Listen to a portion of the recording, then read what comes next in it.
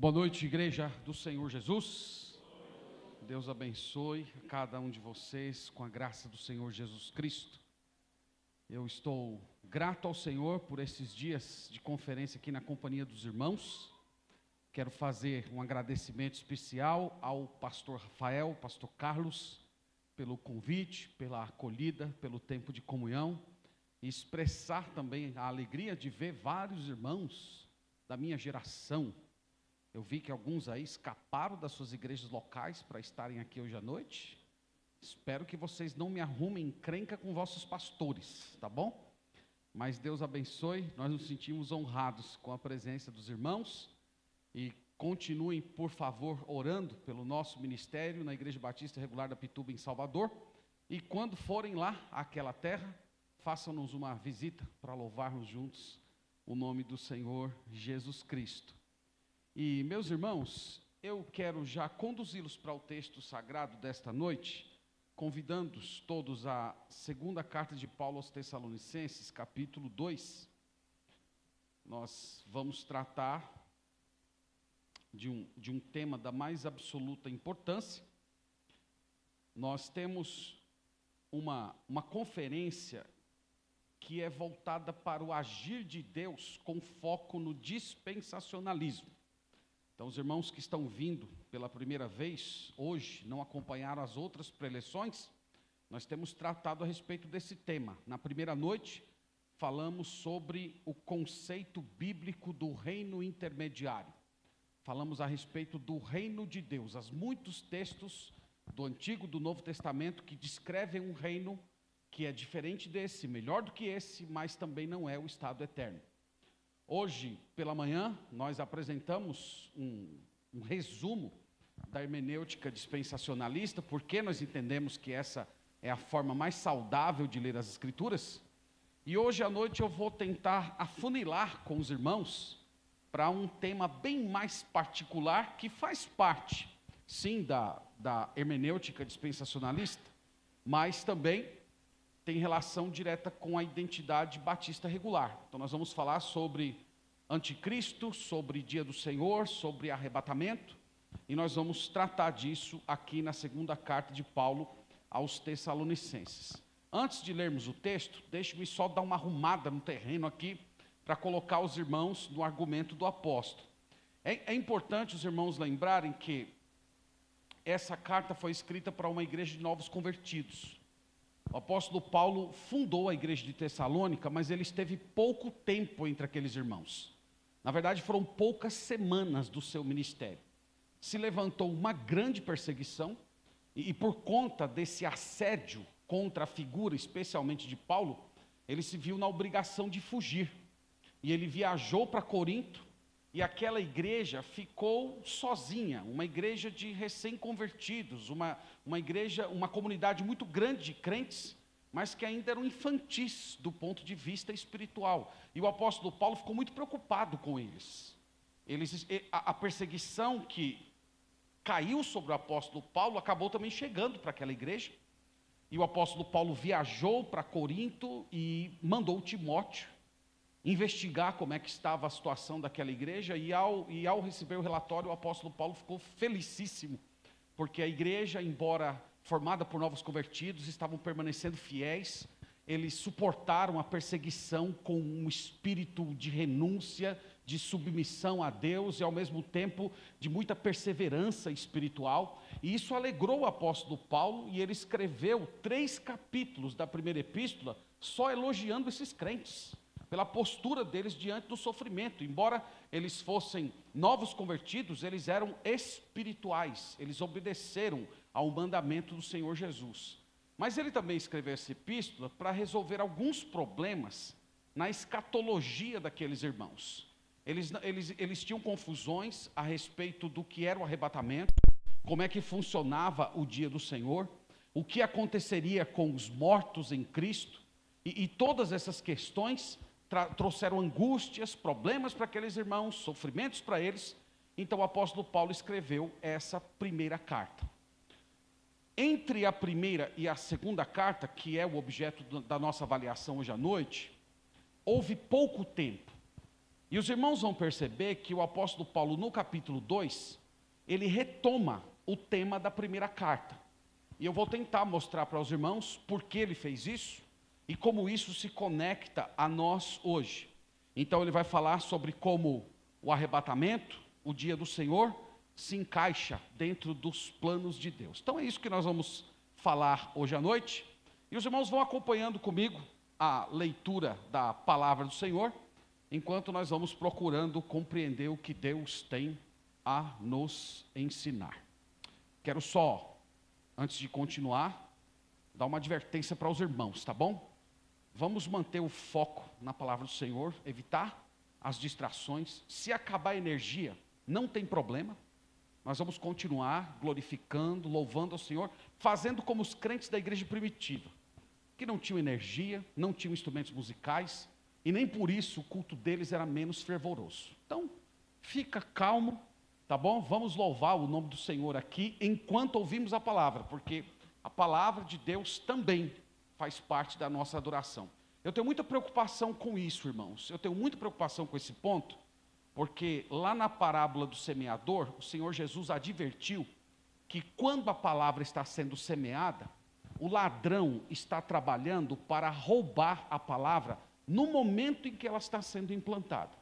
Então vocês imaginam que enquanto nós estamos aqui nesse ambiente agradável, uma batalha espiritual está se desenvolvendo. Nós temos o inimigo das nossas almas tentando furtar do coração de vocês tudo aquilo que Deus deseja falar com vocês nessa noite. Então é por isso que nós temos que ter atenção redobrada e não permitir que nada, nem lícito nem ilícito, roube a nossa atenção e o nosso desejo de ouvir o Senhor falar conosco. Então, dito isso, vamos, irmãos, para o texto sagrado. Vamos ler a palavra de Deus com alegria. Vamos ler com fé a segunda carta de Paulo aos Tessalonicenses, no capítulo 2. Nós vamos ler do verso 1 ao 5 e vamos procurar compreender o que o Senhor tem a nos ensinar aqui. Irmãos, no que diz respeito à vinda de nosso Senhor Jesus Cristo e à nossa reunião com Ele, nós vos exortamos a que não vos demovais da vossa mente com facilidade, nem vos perturbeis, quer por espírito, quer por palavra, quer por epístola, como se procedesse de nós, supondo que tenha chegado o dia do Senhor. Ninguém, de nenhum modo, vos engane, porque isto não acontecerá sem que primeiro venha a apostasia, e seja revelado o homem da iniquidade, o filho da perdição, o qual se opõe e se levanta contra tudo que se chama Deus ou é objeto de culto, a ponto de assentar-se no santuário de Deus, ostentando-se como se fosse o Senhor. Será a segunda vinda de Cristo, está narrado lá em Apocalipse 19, quando ele vai matar todos os rebeldes, e vai haver um banho de sangue na região da Palestina. Então, pensem nisso, irmãos. Esses falsos mestres estavam dizendo, através de pregações, através de epístolas falsas, através de supostas visões, que esse dia já havia chegado e que os crentes simplesmente estavam vivendo todas aquelas pragas do Apocalipse que nós lemos ali desde o capítulo 6, do capítulo 6 ao capítulo 19, que a igreja de Deus estava participando disso. Então esses crentes, quando ouviram isso, eles simplesmente perderam toda a esperança em Deus, eles ficaram emocionalmente destruídos, eles não tinham mais alegria em ser povo, igreja do Senhor. Pois bem, dito isso, o que Paulo faz? Como é que ele corrige essa concepção equivocada a respeito da escatologia deles? Então vamos olhar o verso 3 e vamos ver o que ele diz para esses irmãos. Primeiro ele diz assim: ninguém, de nenhum modo, vos engane. Então qual é a primeira exortação? Simples. Meus irmãos, não se deixem enganar. Nenhum de vocês, ninguém, mesmo que chegue uma pessoa dizendo, eu tive uma visão, mesmo que chegue alguém com uma epístola, mesmo que chegue uma pessoa pregando que nós já estamos no dia do Senhor, não creiam neles, não acolham essas pregações, não se deixem enganar de nenhum modo. E no versículo 5, ele faz um apelo. Nesse apelo ele diz assim: não vos recordais de que ainda convosco eu costumava dizer-vos essas coisas? Então qual é a segunda exortação? Voltem aí para a memória de vocês. O apóstolo Paulo ficou poucas semanas com eles, 3 ou 4 semanas no máximo. Mas Paulo conversou sobre esses assuntos. Então Paulo está dizendo: voltem lá para a memória de vocês, o que foi que nós conversamos? Eu já expliquei para vocês quais são os eventos futuros, quais são as ordens dos eventos. Eu já falei para vocês que o dia do Senhor não vai atacar vocês. Eu disse para vocês que o dia do Senhor só está reservado para aquelas pessoas que andam em trevas. Então o apóstolo Paulo faz esse apelo, mas no meio desses dois apelos, irmãos, há uma descrição dos sinais da chegada do dia do Senhor. Então é isso que nós vamos ver agora. Nós vamos ver o apóstolo Paulo mostrando os sinais da chegada do dia do Senhor. Então vamos olhar lá, começando no versículo 3. Acompanhe comigo a leitura. Versículo 3, ele diz assim: ninguém de nenhum modo vos engane, porque isto não acontecerá sem que primeiro venha a apostasia. Então qual é o primeiro sinal de que o dia do Senhor chegou? A apostasia. Eu acho interessante que nós temos aquela canção que sempre entoamos nas nossas igrejas, né? Ouve-se o júbilo de todos os povos, os reis se dobraram ao Senhor, ouve-se o brado de vitória, o dia do Senhor chegou. Olha, eu não vou dar esse brado, tá bom? Esse brado não vai ficar para a gente, porque o dia do Senhor só vai ser para aquelas pessoas que estão nas trevas. Mas aqui, irmãos, notem, o apóstolo Paulo fala que o primeiro sinal da chegada do dia do Senhor é a apostasia. A palavra apostasia significa rebelião, deserção, saída, abandono. Ele é um verbete utilizado para descrever não apenas uma pessoa que se afastou do caminhar de Cristo, o caminhar com Cristo. O apóstata é aquele que, além de abandonar a fé, ele passou a se revoltar e se rebelar contra Deus. O apóstata não é só aquele crente que deixou de ir para a igreja e foi para o mundo, mas é aquela pessoa que um dia professou crer em Deus, mas resolve dar as costas a essa crença, renunciar tudo aquilo que um dia acreditou e tomar Deus como seu inimigo. Então essa é a descrição de um apóstata. Agora aqui, irmãos, tem uma questão importante nesse verso. O que significa apostasia aqui? Então, do que é que o apóstolo Paulo está falando? Entre os grandes intérpretes da Bíblia, há duas explicações para o significado do termo apostasia nesse versículo. A primeira delas é que a apostasia seria uma referência ao arrebatamento. O argumento seria mais ou menos assim: quando a palavra apostasia aparece sozinha, ela significa saída. Se a palavra apostasia vem acompanhado de um objeto, por exemplo, apostasia da fé, então ela é uma palavra negativa. Mas se ela aparece sozinha, o sentido básico dela é saída. Então, se essa leitura está correta, a leitura do versículo ficaria assim: porque isto não acontecerá sem que primeiro ocorra a saída. Então, saída aqui, ler-se-ia arrebatamento.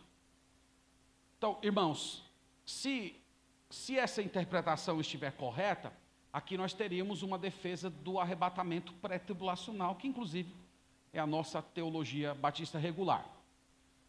Durante alguns anos, queria confessar para os irmãos que eu simpatizei muito com essa posição. Ela é boa para a gente, né? Ela ajuda o nosso lado, né? Por assim dizer. Mas depois que eu me coloquei a estudar esse vocábulo com mais dedicação, eu estudei ele no Novo Testamento grego, na Septuaginta, no grego antigo, eu descobri, irmãos, que não dá para dizer que aqui se trata de de arrebatamento. Simplesmente porque no arrebatamento, você é passivo. Você sofre o arrebatamento. A apostasia, você é ativo. É você que sai. Então não é algo que você sofre. É algo que você realiza. Então não sei se os irmãos estão entendendo. Então se nós disséssemos aqui que apostasia significaria arrebatamento, é como se eu estivesse me arrebatando. Enquanto o processo do arrebatamento eu sou passivo.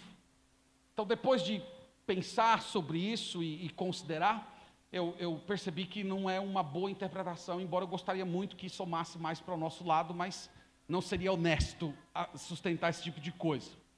A segunda interpretação para a palavra apostasia é que Paulo tem em mente uma apostasia específica. Ele não está falando apenas de uma apostasia ou de mais uma apostasia. Ele está falando da apostasia. Então, é como se fosse o ponto mais alto da rebelião contra Deus. A apostasia é para falar, irmãos, de uma revolta contra Deus sem precedentes na história da humanidade. Os irmãos sabem que por todo o Novo Testamento ocorreram episódios de apostasia.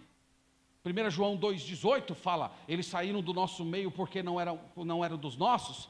1 Timóteo capítulo 4, Paulo fala que nos últimos dias muitos apostatarão da fé. Mas aqui o que indica é que o apóstolo está falando de um evento específico. O ápice da revolta contra Deus.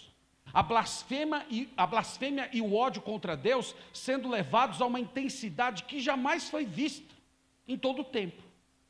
E essa apostasia, irmãos, ela chegará por meio do anticristo. É o que nós lemos na continuidade do versículo, lê comigo. Ele diz assim, porque isto não acontecerá sem que primeiro venha a apostasia e seja revelado o homem da iniquidade, o filho da perdição. Então essa apostasia virá por meio do anticristo. Então o anticristo, irmãos, ele é quem vai congregar em si mesmo todo o espírito de apostasia, de rebelião contra Deus, que nós encontramos em toda a história da fé cristã. Vai ser uma época de ódio contra Deus, como nunca foi visto em todo o tempo. E o apóstolo Paulo classifica esse homem como homem da iniquidade. Iniquidade aqui significa alguém que é sem lei.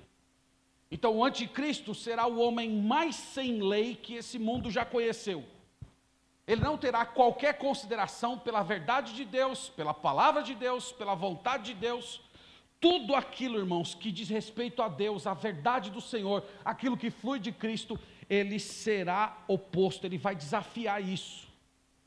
A Bíblia também o chama de filho da perdição. A palavra perdição aqui significa ruína. Essa é uma informação muito importante a respeito do anticristo. Ele é alguém que foi gerado para a destruição. Ele é filho da perdição. Ele é alguém que foi criado para ser arruinado eternamente. Desde o seu nascimento, ele está sendo preparado para o tormento eterno. Ele foi colocado na história desse mundo por Deus, e o seu fim será o lago de fogo e enxofre. Essa é a identidade do anticristo. No versículo 4, ele fala mais a respeito desse homem. Veja comigo. Ele diz assim: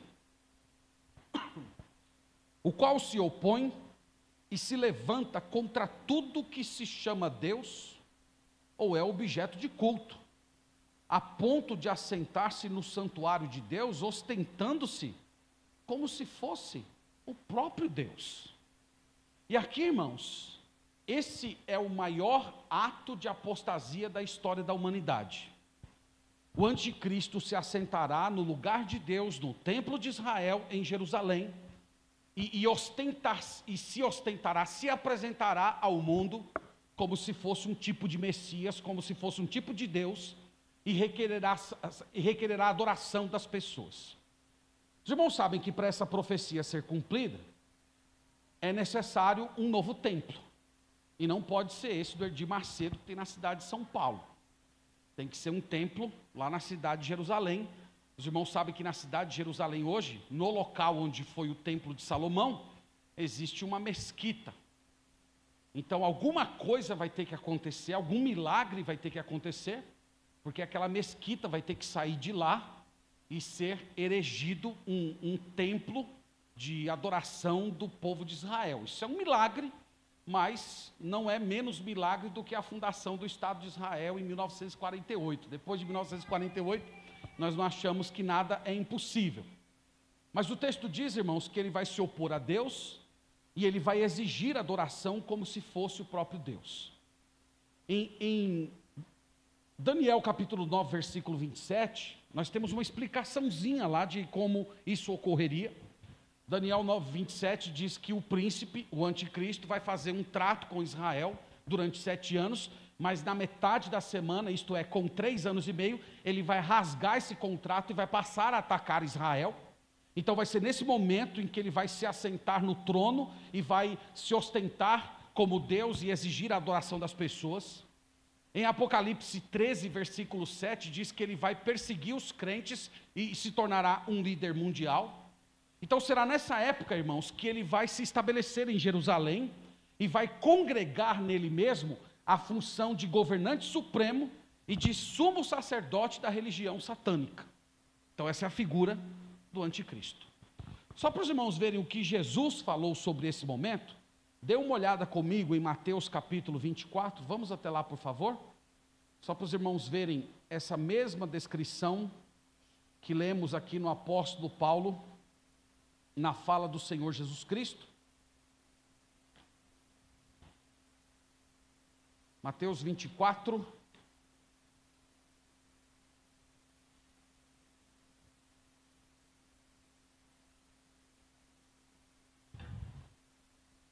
Mateus 24, versículo 15, nós lemos assim, é o mesmo assunto que nós estamos lendo, irmãos, é sobre a manifestação do anticristo. Quando, pois, virdes o abominável da desolação, de que falou o profeta Daniel, no lugar santo, então do que ele está falando aqui? Quem é o abominável da desolação? O anticristo. Qual é o lugar santo? É o templo de Jerusalém. Ele é assentado no templo de Jerusalém como se fosse o próprio Deus. Então Jesus falou, quando vocês virem isso acontecendo, o que ele diz? Versículo 16. Então os que estiverem na Judéia fujam para os montes, quem estiver sobre o eirado não desça a tirar de casa alguma coisa, e quem estiver no campo não volte atrás para buscar a capa. Então o que os judeus deverão fazer nessa época? No momento que eles verem o anticristo assentado no trono, que pertence a Deus, no templo de Jerusalém, Jesus disse, fujam, fujam, não fiquem atrás de pegar algum bem, de resgatar alguma coisa, fujam, porque haverá uma tribulação como vocês nunca viram. Em Apocalipse capítulo 13, diz que ele vai pelejar contra os santos e vai vencer. Em Zacarias capítulo 13, é dito que ele vai massacrar 1/3 dos judeus. Então vai ser uma carnificina que esse homem vai promover. Então, dito essas coisas, irmãos, eu queria aqui só dar uma arrumada no terreno para a gente seguir. Eu quero encaixar tudo que eu falei até agora dentro do argumento do apóstolo Paulo.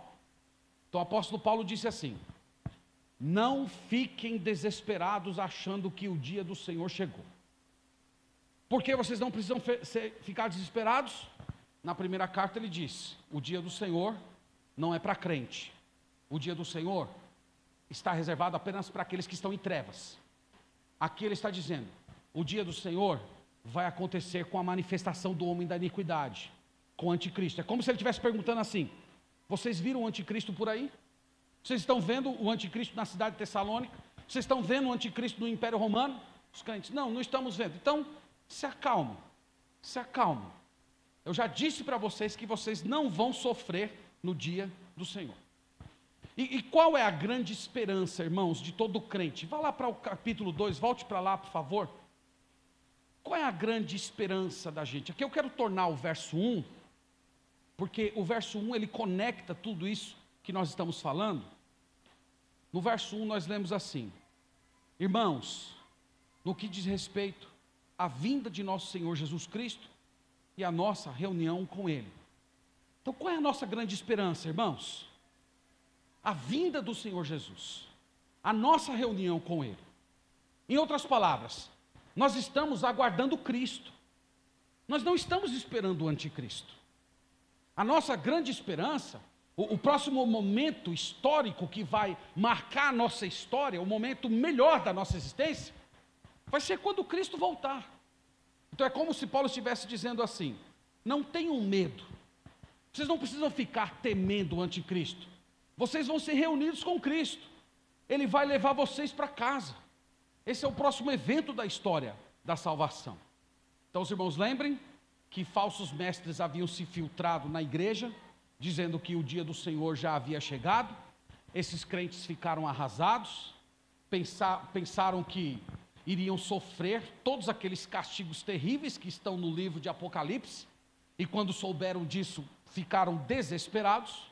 E o apóstolo Paulo diz que o dia do Senhor não chegou, que essa dispensação só vai se iniciar com a ascensão do anticristo, e que eles não deveriam focar no anticristo, mas ficar olhando para a nossa grande esperança, o dia em que a nossa salvação será completa, Jesus Cristo vindo e reunindo-nos junto com Ele em nuvens. Vocês concordam com isso que está escrito aqui? Amém. Irmãos, agora, eu preciso aqui fazer uma digressão para inserir esse assunto dentro de uma discussão teológica um pouquinho mais profunda, tá? Eu vou pedir a atenção de vocês e a compreensão. Todos sabem o que é uma digressão, né? Uma digressão é um parênteses desse tamanho, assim, viu? É um parênteses um pouco grande. Há um grupo de crentes que acredita no chamado pós-tribulacionismo.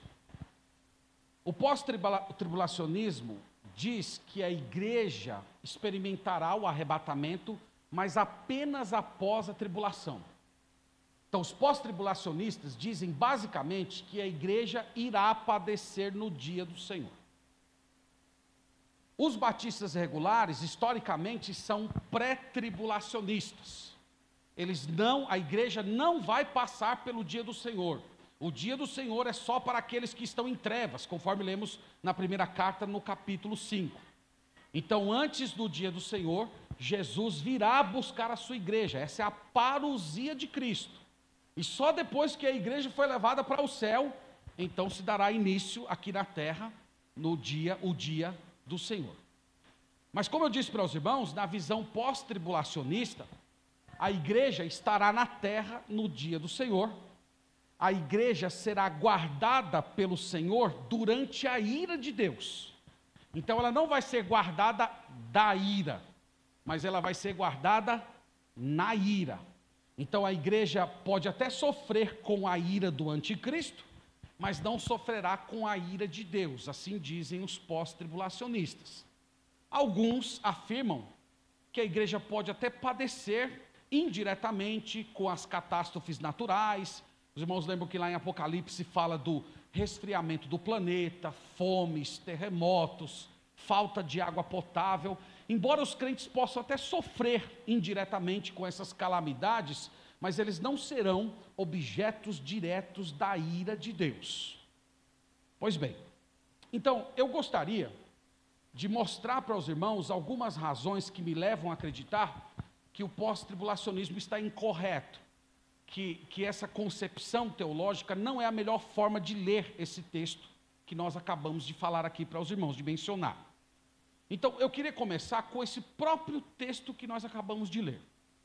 E o que eu quero dizer para os irmãos é que a interpretação pós-tribulacionista desse texto enfraquece o consolo que o apóstolo Paulo quer comunicar para os irmãos nesse capítulo. Então, vamos recolocar aqui dentro de um exemplo. Eu disse para os irmãos que os falsos mestres se infiltraram na igreja de Tessalônica e estavam pregando: o dia do Senhor chegou. O que aconteceu com os crentes? Ficaram todos desesperados. E aí Paulo vem e corrige: o dia do Senhor não chegou. É preciso que venha primeiro o anticristo, o homem da iniquidade, tal e tal e tal, aquelas coisas que nós vimos todas. E na primeira carta ele diz, nós vamos ser arrebatados e console o coração de vocês com isso. Agora, pensando aqui, tentando pensar como um pós-tribulacionista, eu fico me indagando, onde é que fica o consolo? É como se Paulo estivesse dizendo assim, na visão pós-tribulacionista, vocês não estão ainda no dia do Senhor, mas vocês vão estar no dia do Senhor. O dia do Senhor vai chegar, só não é agora, mas ele vai chegar. Então, vocês percebem que a visão de consolo fica enfraquecida? Então, imagina, por exemplo, eu fui condenado à morte por causa do nome de Jesus, e aí o pastor Rafael foi encarregado de me informar isso, e ele diz lá, pastor, eu soube que amanhã de manhã, o senhor vai ser morto por uma injeção letal. E eu fico ali arrasado, triste, desesperado, pensando na minha família, aquela coisa toda. No outro dia o pastor Rafael volta, e diz assim, pastor, houve um equívoco, a sua execução não será amanhã. E aí antes que eu fique feliz, e vá lá dar um abraço nele, graças a Deus, ele diz, não, a sua execução foi adiada para a semana que vem. E não vai ser mais por injeção letal, vai ser cadeira elétrica agora. Então console o seu coração com essa informação. Então, irmãos, quando eu tento ler esse texto aqui dentro de uma concepção pós-tribulacionista, é essa ideia que me vem à mente. Não tem sentido ter conforto para eles. É como se Paulo estivesse dizendo, o dia do Senhor não chegou, mas o dia do Senhor vai chegar. Então imagina aqueles crentes ouvindo isso, dizendo, então quer dizer que vai cair sobre nós uma tribulação pior do que essa que nós já estamos sofrendo? Nossos irmãos estão sendo mortos, nossos bens estão sendo tomados, nós estamos perdendo tudo, então há uma tribulação futura pior do que essa pela qual nós vamos ter que passar. Então os irmãos devem ter percebido que dentro de uma visão pós-tribulacionista, a ideia de conforto fica severamente comprometida nessa passagem. Ademais, se Paulo tivesse em mente que esses crentes iriam se enfrentar o dia do Senhor, seria, irmãos, de se esperar que ele oferecesse algumas palavras de conforto, de motivação para esses crentes. Algo mais ou menos do tipo assim, olha, não chegou o dia do Senhor, mas quando chegar, não se preocupe, o Senhor vai estar com vocês, vai ser por pouco tempo, mas o apóstolo Paulo simplesmente se cala a esse respeito. Na verdade, todas as epístolas fazem isso. Então eu entendo que só há conforto completo se o ensino for, vocês não padecerão o dia do Senhor. E nós vemos essa ideia na primeira carta, capítulo 5, versículo 2, versículo 4, nós passamos por lá, e eu entendo que essa é a melhor explicação para essa passagem aqui. Há mais alguns textos que não se encaixam bem dentro de uma visão pós-tribulacionista. Eu vou mencionar só dois deles. O primeiro é João capítulo 14. Vamos até lá, por favor. João capítulo 14.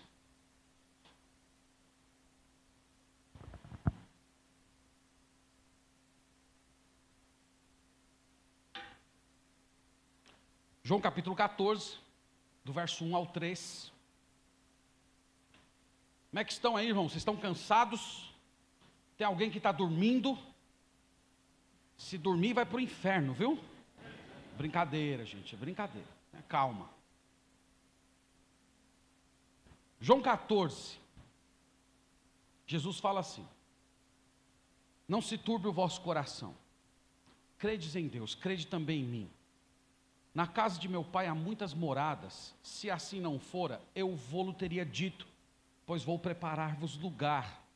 E quando eu for e vos preparar lugar, voltarei e vos receberei para mim mesmo, para que aonde eu estou, estejais vós também. Então, os pós-tribulacionistas, irmãos, eles afirmam que a igreja vai ser arrebatada, ela vai encontrar com Jesus nas nuvens, e depois ela desce com Jesus para estabelecer o reino de Cristo aqui na terra. Então, na visão pós-tribulacionista, o arrebatamento é como se fossem os súditos indo encontrar o rei.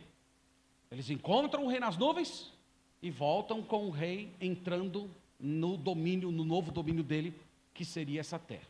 Então, essa concepção não se encaixa bem em passagens como essa. Nós acabamos de ler aqui Jesus dizendo que há muitas moradas na casa do Pai. Pergunta para vocês: onde é a casa do Pai? A casa do Pai é o céu. E o texto diz que Jesus foi nos preparar um lugar. E a pergunta é: onde Jesus está preparando essa santa habitação? Não pode ser aqui na terra, porque isso Jesus está fazendo depois da sua partida. E Jesus não está aqui na terra preparando moradas para nós. Ele está preparando na casa do Pai. E quando ele terminar de preparar lugar, diz o texto, ele virá e nos receberá, e nós iremos estar com ele onde ele está agora. E onde ele está agora? Ele está no céu, ele está na casa do Pai. Então o ensino básico de João capítulo 14 é esse: Jesus vai voltar e vai nos levar para a casa do Pai. Esse texto não diz que Jesus vai voltar, nós vamos subir até as nuvens e vamos voltar com ele para reinar aqui na terra. Então a concepção pós-tribulacionista não explica adequadamente esse versículo.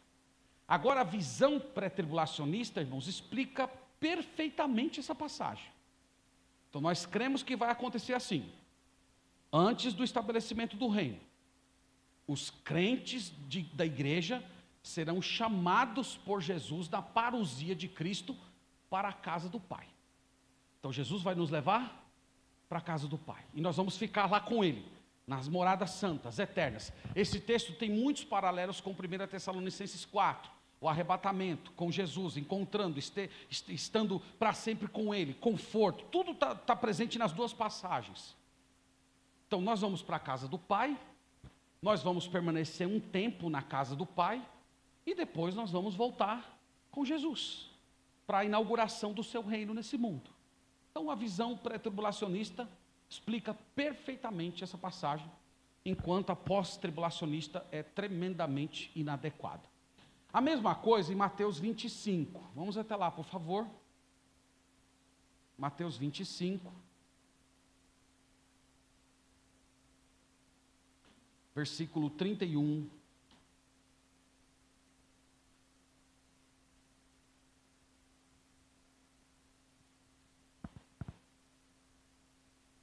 Mateus 25, 31. Nós lemos assim: quando vier o Filho do Homem na sua majestade, e todos os anjos com ele, então se assentará no trono da sua glória. E todas as nações serão reunidas em sua presença, e ele separará uns dos outros, como o pastor separa dos cabritos as ovelhas. E porá as ovelhas à sua direita, mas os cabritos à sua esquerda, e aí ele vai receber os do reino e vai punir os que não vão entrar no reino. No versículo 46, nós lemos assim: e irão estes para o castigo eterno, aqueles que estiverem na esquerda, porém os justos para a vida eterna, aqueles que são as ovelhas que foram colocados à direita. Então, irmãos, a descrição do texto é muito simples. Jesus volta, ele senta no seu trono davídico aqui nessa terra, todas as nações são colocadas diante dele, e ali ele separa os incrédulos dos crentes. Os incrédulos vão para o castigo eterno, e os crentes entram para o reino de Deus, o reino milenar. A pergunta que eu normalmente faço para um pós-tribulacionista nesse texto é: como é que Jesus vai separar as ovelhas dos cabritos se as ovelhas acabaram de ser arrebatadas? Vocês entendem a pergunta? Então a pergunta seria mais ou menos assim: a igreja foi arrebatada, quem ficou aqui na terra? Ficou alguma ovelha? Não, só ficaram os cabritos, só ficaram os injustos. Então como é que ele vai se sentar para separar as ovelhas dos cabritos, se as ovelhas já foram levadas com ele no arrebatamento? Não tem sentido nenhum, a não ser que ele, no arrebatamento, ele levasse as suas ovelhas, depois quando ele voltasse, ele espalhasse as suas ovelhas nesse mundo de novo, com corpos glorificados, e aí ele separasse os que são de corpos glorificados daqueles que são injustos. Mas isso é uma coisa redundante, não tem sentido nenhum. O próprio arrebatamento já é uma separação entre justos e injustos. Então, irmãos, o ensino desse texto aqui é muito claro. Quando Jesus voltar, justos e incrédulos estarão vivendo juntos nesse mundo. E ele vai separar, se assentar no seu trono da glória em Jerusalém, e irá separar as ovelhas dos cabritos. Novamente, o pré-tribulacionismo explica perfeitamente essa passagem. Depois do arrebatamento, da parousia de Cristo, não haverá mais igreja nesse mundo. Não haverá mais. A igreja estará com Cristo no céu. Mas haverá justos. Pessoas vão se converter durante esse período. O livro do Apocalipse fala do ministério dos 144.000, das 2 testemunhas, do anjo que voa pregando o evangelho eterno. Então haverá pessoas se converterão durante esse período. Então haverá justos e injustos aqui. E enquanto a igreja está com Cristo na casa do Pai. E depois de um tempo na casa do Pai, a igreja volta junto com Jesus, e então ele se assenta no trono da sua glória, e ele separa aqueles que creram no nome dele durante o período tribulacional, daqueles que não creram. Então, novamente, o pré-tribulacionismo é a melhor explicação para um texto como esse. Por fim, irmãos, eu quero levá-los à última passagem, que está em Apocalipse capítulo 3, versículo 10. Vamos lá, por favor. Apocalipse 3, 10. É mais uma passagem que reforça essa ideia de que a igreja não passará pela tribulação. Então, estou lendo Apocalipse 3, 10. Promessa que Cristo fez à igreja de Filadélfia, diz assim: porque guardaste a palavra da minha perseverança, também eu te guardarei da hora da provação que há de vir sobre o mundo inteiro, para experimentar os que habitam sobre a terra. Então, o Senhor Jesus aqui, irmãos, ele está falando de um período de provação singular. A igreja sempre passou por provações, mas Jesus está falando que chegaria um tempo em que o mundo inteiro, todos os que habitam na terra, teriam que passar por um período terrível de tribulação. E aqui Jesus faz uma promessa à igreja de Filadélfia: uma vez que vocês foram fiéis, uma vez que vocês foram perseverantes, eu guardarei vocês da hora da provação. E essa preposição aqui, irmãos, é muito importante. Da hora. Então ele não diz, eu vou guardar vocês na hora. Eu vou guardar vocês da hora. Então essa preposição, ela é essencial nesse versículo. Se você disser que ele vai proteger na hora da tribulação, você quer dizer que a igreja vai estar na tribulação e Cristo vai estar protegendo a sua igreja enquanto a igreja está ali no meio da tribulação. Alguns dizem que essa é a leitura correta desse versículo, mas não combina com o livro de Apocalipse.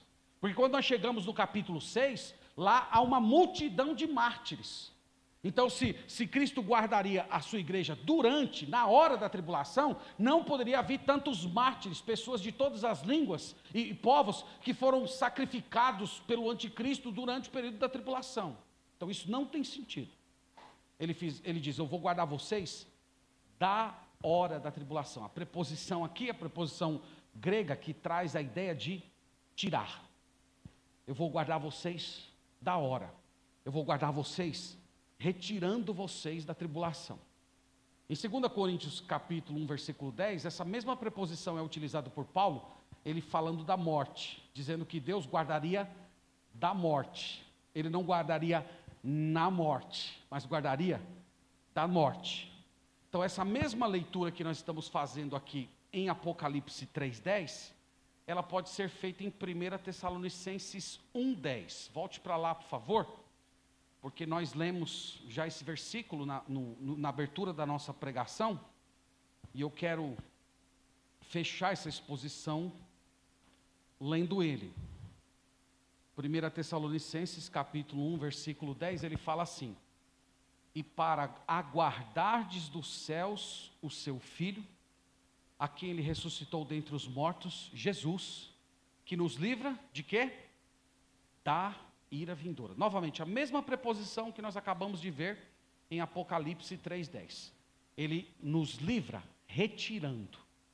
Ele não nos livra protegendo durante a tribulação, mas ele nos livra protegendo-nos dela, tirando-nos dela. Então esse é o ensino, e é por isso que nós acreditamos que a melhor interpretação do Novo Testamento para o arrebatamento da igreja é que a igreja será raptada dessa terra antes da segunda vinda de Cristo, na parousia dele e antes do início da tribulação. Irmãos, essa é a exposição do texto.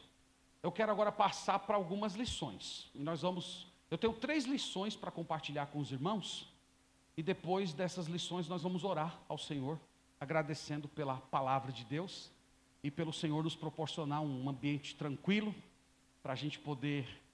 para podermos nos debruçar sobre a Sagrada Escritura. Em primeiro lugar, eu gostaria de me dirigir a você que ainda não entregou a sua vida a Jesus Cristo. O texto que nós lemos tem uma lição importante para você. A lição é essa: o dia do Senhor está chegando. Esse mundo, ele está sendo reservado para uma estação de julgamentos terríveis, castigos indizíveis. Uma ira divina será derramada sobre esse mundo como nunca foi visto. Catástrofes na natureza, invasão de demônios, e Deus estará simplesmente preparando esse mundo com a criação e homens para o inferno, para o lago de fogo. E só há uma maneira de você escapar desse dia terrível: é entregando a sua vida ao Senhor Jesus Cristo. Você precisa crer em Jesus Cristo. Você precisa dar as costas aos seus pecados e crer que a morte de Jesus Cristo foi um pagamento pelas suas transgressões. E se de todo o seu coração você se curvar diante de Deus, elevando o seu pensamento a Ele, dizendo: Senhor, me salva desse dia terrível, Senhor, me salva dessa ira eterna, me coloca no grupo do teu povo, eu quero estar entre as ovelhas, eu quero ser parte do teu povo salvo, eu quero ser arrebatado para encontrar Cristo nas nuvens, eu não quero padecer a ira eterna. Se você de todo o coração se entregar a Jesus Cristo, você vai ser salvo, você vai ser preservado por Deus desse dia terrível. Eu espero que Deus coloque um santo terror no seu coração. Na verdade, eu gostaria, e eu falo isso de todo o coração, eu gostaria que você saísse daqui hoje à noite desesperado, e que você não encontrasse paz no seu coração, enquanto não consertasse a sua vida com Deus. Você precisa de perdão.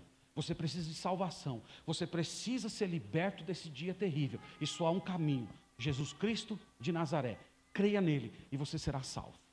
Você pode fazer isso nesse momento, você pode agora levar seu pensamento para o alto e clamar por essa salvação gloriosa que Jesus Cristo concede gratuitamente a todo aquele que nele crê.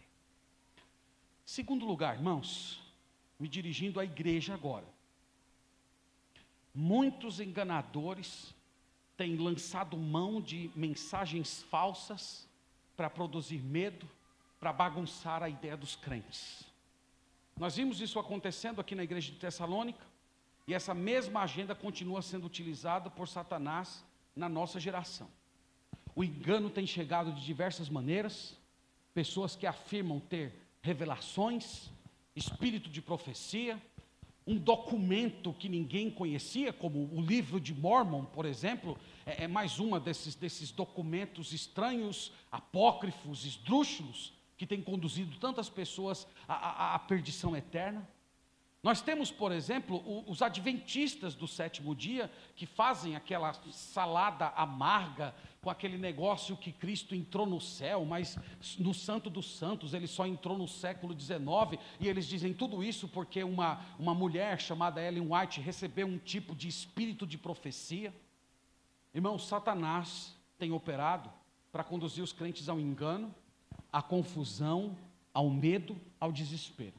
Os crentes de Tessalônica, eles foram tomados por aquilo que alguns autores gostam de chamar de pânico escatológico. Pânico escatológico. O pânico escatológico é mais ou menos assim: descobrimos que Jesus Cristo vai voltar semana que vem, e simplesmente nós começamos a agir como se fôssemos loucos. Isso já aconteceu muitas vezes na história. Tem um relato de um grupo nos Estados Unidos que marcou a data da chegada de Cristo. Eles venderam todos os seus bens, se vestiram de branco e subiram para cima dos seus telhados, como se fossem num gesto de consagração e santidade, para esperar o arrebatamento. E eles diziam, irmãos, que isso era santidade. Isso não é santidade, irmãos. Isso é esquisitice. Tem muito crente que confunde esquisitice com santidade. Então, o que nós aprendemos aqui nesse texto é que teologia errada produz desespero, enquanto conhecer a palavra de Deus produz estabilidade interior. Então, se você conhece o que a palavra de Deus diz sobre o futuro, se você sabe o que a Bíblia diz precisamente a respeito dos acontecimentos posteriores, você vai descansar o seu coração no Senhor. Aconteça o que acontecer, Jesus Cristo está no controle, eu sei que eu pertenço a Ele, e no dia em que Ele vier a esse mundo, eu vou ser arrebatado, eu vou encontrar com Ele nas nuvens, não por causa dos meus méritos, mas por causa do sacrifício do meu Salvador. Então, irmãos, vamos procurar conhecer bem a palavra de Deus, e é por isso que conferências como essa são importantes, porque nós somos vacinados contra os enganadores, que têm semeado discórdia e até terror nos crentes. E por último, nós precisamos, irmãos, manter a chama da esperança do arrebatamento acesa em nosso coração. Talvez esse seja um ponto que nós pecamos muito. Nós pensamos pouco a respeito da vinda de Cristo. Nós não alimentamos o nosso coração, nós não estimulamos a nossa mente a gastar tempo orando, meditando, agradecendo a Deus e formando no nosso coração expectativa santa com respeito à vinda do Senhor Jesus Cristo. E quando, irmãos, esse assunto é ignorado por nós, quando esse assunto se torna periférico na nossa vida, quando nós vivemos dia após dia, sem lembrar da parousia, sem lembrar que nós estamos a um passo do nosso encontro com Cristo nos ares, isso prejudica a nossa santidade, isso prejudica o nosso desenvolvimento espiritual. Deixe-me só ler com vocês uma passagem, e com ela eu quero encerrar. 1 João capítulo 3.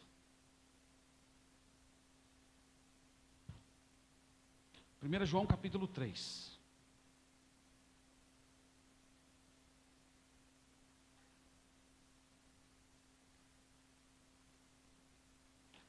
João capítulo 3,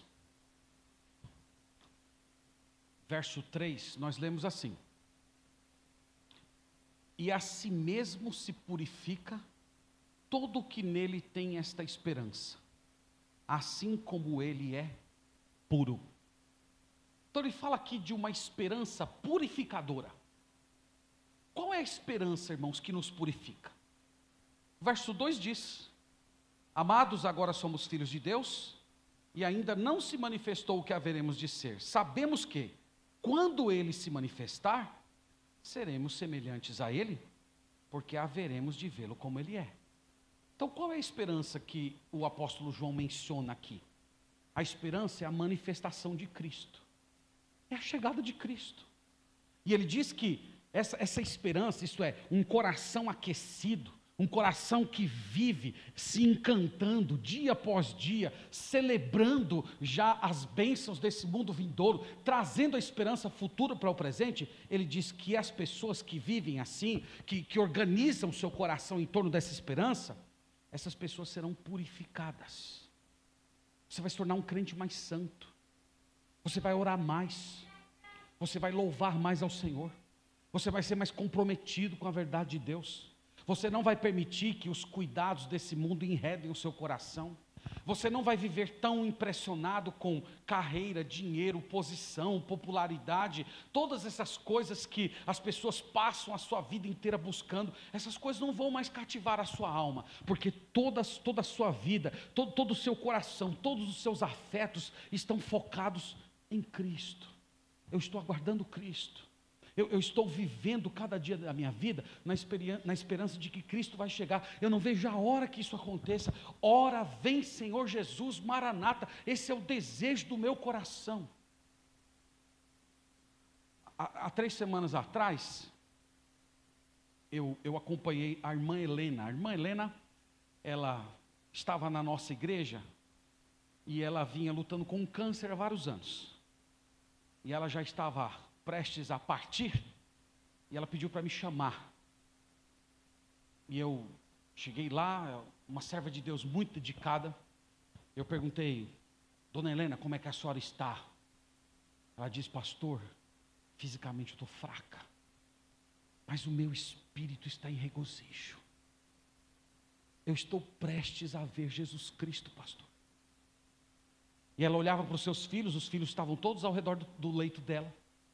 E ela dizia assim: olha, eu não vou ter muito tempo em pensar em vocês, hein?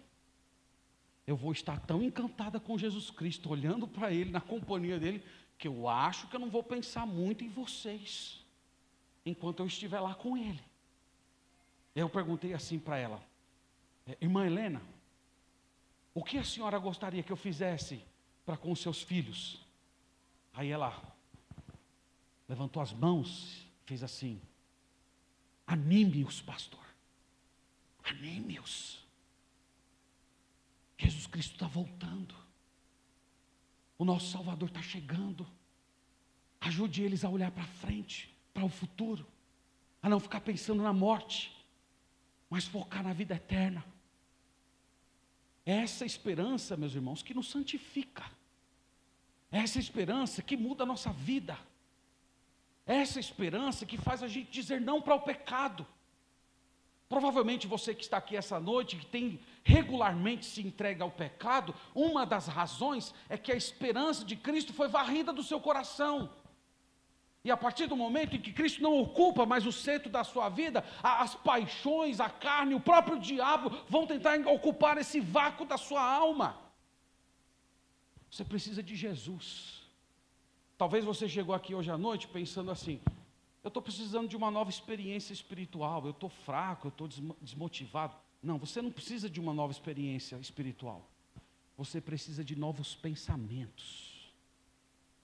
Você tem que pensar em Cristo, nessa esperança, nessa parousia. E você vai ver que se você encher sua mentalidade com a verdade de Deus, com a pessoa de Cristo, a sua vida vai ser transformada hoje.